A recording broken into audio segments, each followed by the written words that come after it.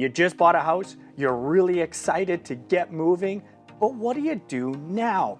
Well, on this episode of Prairie Real Estate, I'm going to give you a moving checklist and a step-by-step guide on what to do after you've bought a house.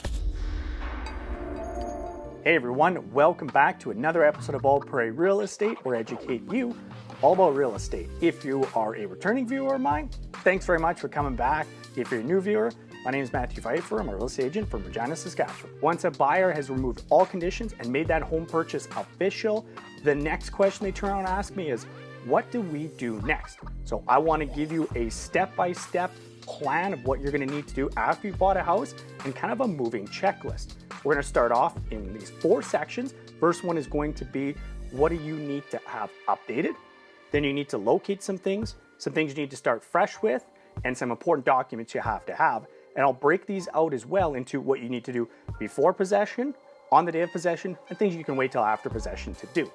But before we get this started, let's do as we always do and start off with another terrible joke. What is the most important thing to a British realtor? His proper tea.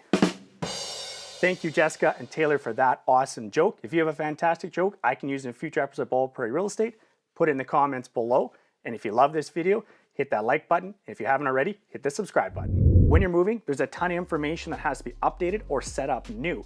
Let's start off what you have to do before you move in. So get all your utilities set up. That means your natural gas for your heat, your electricity, your water, and your TV and internet services. Have those set up so they're ready to go on the day of possession. And then go to your post office and have your mail forwarded from your old address to your new address. Typically you can do this for like 1 month, 6 months, or a year, I think. It's not a lot of money to do it. Then you won't miss any mail that's going to your old address. On possession day, you're gonna be walking through that house, making sure everything is as it's supposed to be, all the inclusions are there, and usually on the countertop, there's gonna be the mail keys. If there are not mailbox keys left there for you, go to the post office, get new ones made. You can even ask them to rekey that mailbox for you so only you have access to it. This one's probably the biggest pain in your butt, but it is very important to do. You can kind of chip away at this after possession day, but get on it sooner rather than later, and that is updating contact information for your banking, your credit card, your driver's license, all your insurance that you already have set up. Anything like that, anybody who needs to contact you, make sure they know where your new address is. Unless you've bought a brand new house, there's some things you're gonna wanna do to start fresh. Let's start with 3 things you wanna book before possession to happen on the day of possession or very shortly after. First off, get a locksmith out to change the locks out. You don't know how many keys have been given to friends and family and neighbors over the years for that house, so get new locks put on there, get it rekeyed so that only you have access to that house now.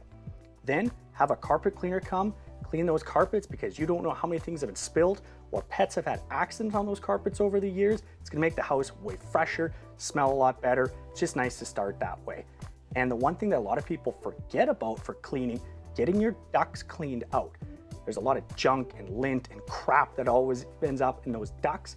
Get them cleaned out, your furnace is gonna operate more efficiently. It's gonna be better for your health and allergies as well. After possession, get the smoke and carbon monoxide detectors replaced unless they're fairly new. You wanna make sure that those are operating correctly. You go get brand new ones, you know they work right, and they're gonna last for about 10 years.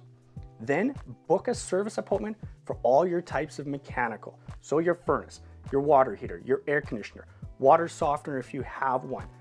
Even though you did the home inspection, you've checked to make sure they're working correctly, it's nice to have a service appointment on those.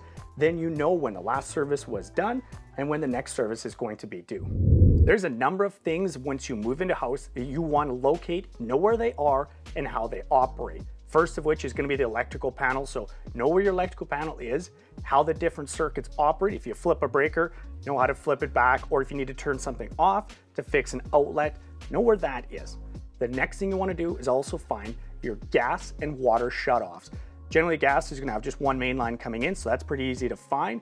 Water as well have one main coming in, but if you have water faucets on the front outside or back outside of your house or underground sprinklers, likely there's going to be a shutoff valve for those inside the house. So you want to shut those off for the winter so you can blow out your sprinklers and make sure you don't freeze those taps. The last thing you want to locate outside of the house is going to be your meters for both your water and your electrical and gas if it's applicable. Sometimes those are in the house, but know where they are in case your utility company wants to do a meter reading on those. If you don't get mail delivered directly to your house, find out where that common mailbox is and which slot is yours. Locate your sump pump if you have one. Know how it operates. Check it once a year. You just throw a pail of water in that pit. If it turns on, you're good to go. If you have it discharging out the side of the house for the winter, you want to disconnect that discharge hose so it doesn't freeze. And then if you have weeping towel and a front clean out, locate those. Make sure those are all clear of obstructions and easily accessible in case you have to have that sewer line looked at. And your main sewer stack, generally it's going to be either in somewhere in the middle of the house. Sometimes they get buried in walls, but you want that main sewer stack accessible. Again, if you have to get your sewer cleaned out or repaired, you're going to need access to it. Any of the manuals you've got for mechanical systems, appliances, etc., put those all together in a place that you can find them. Don't stuff them in the junk drawer that we all have where nothing there ever sees the light of day again. You want those easily accessible. Part of buying a house is doing a ton of paperwork, and it's important to have copies of that, keep it in a safe and secure location. And there's some stuff that a lot of people don't think about. First off, if you don't already have one, have a will drafted up with a lawyer, describe what you want to happen should you pass away. Make sure that house is in there as well. If you already have a will, update it to reflect that house. If you don't have life insurance, good to get that as well. And one that a lot of people don't think about is disability and critical illness. I have known a number of people who have lost their house because they got a critical illness or they got a disability that their current coverage didn't cover or they didn't have coverage at all. They lost that house because they couldn't keep up with payments. So check and see what you have for coverage and make sure it's adequate to cover the payments on that house should something happen to you. And then get a safety deposit box, or maybe keep these with your lawyer, but have a secure place to put these documents in the next ones we're going to talk about. There are a lot of elements of your house that will probably have warranties. Shingles, furnace, air conditioner, garage door opener, all those different types of things. If you have those documents, tuck those away so you know where they are and how much time is left on those warranties. As well, if you've got a surveyor certificate or real property report with your home, put that away somewhere again in case you have to reference it when you're building a fence, or unfortunately, if you have a dispute with the neighbor, it's good to have that document in hand. The last piece of documentation that you want to keep is that home inspection report. There was likely a list of things that need to be repaired, replaced, upgraded, so keep that on you. Work on that over time, repair, fix those items, that type of thing. Keep it so that you know what to do, but as well, when you go to sell the house, you can have that old home inspection report detailing out things that need to be repaired, replaced, etc. And then you can detail out all the things that you did and when you did them. Buyers love seeing lists like that. With all of this documentation, make sure it's safe and secure and that somebody knows where that paperwork is in case something should happen to you. They know how to get at that paperwork and where it all is. This is a bonus tip for you.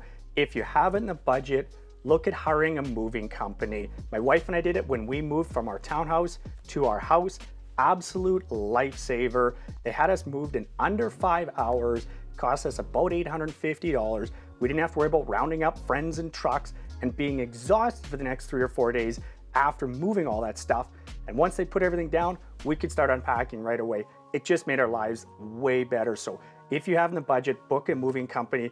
It'll be worth it, trust me.